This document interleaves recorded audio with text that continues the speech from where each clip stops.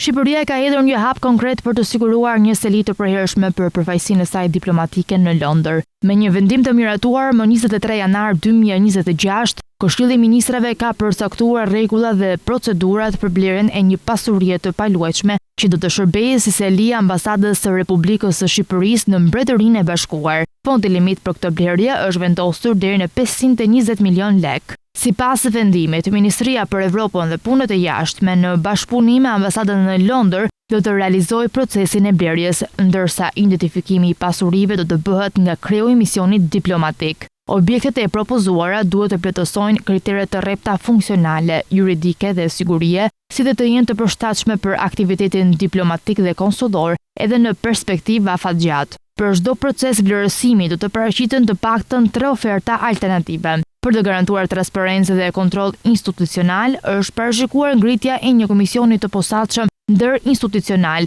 i kryesuar nga zëvendës ministri përgjigjës për punët e jashtme dhe me përfaqësues nga disa institucione kyçe shtetërore. Ky komision do të shërtojë ofertat, do të mbikëqyrë negociatat, do të vlerësojë projekt kontrata në shitblerjes dhe në fund do të shpallë ofertën fituese ose do të vendosë kualifikimin e saj. Procesi parashikon gjithashtu ngritjen e një sekretariati teknik pranë ministrisë që do të asistojë komisionin dhe do të administrojë dokumentacionin tekniko-ligjor. Pas përzgjedhjes së ofertës fituese, ministri do të autorizojë kreun e misionit për nënshkrimin e kontratës, ndërsa ambasada do të kryejë pagesat përkatëse dhe regjistrimin e pasurisë sipas legjislacionit britanik. Vendimi shihet si një investim strategjik që synon të forcojë praninë institucionale të Shqipërisë në një nga kryeqendrat më të rëndësishme diplomatike dhe financiare të botës, duke i dhënë përfaqësimit diplomatik shqiptar një bazë më të qëndrueshme dhe funksionale në Londër.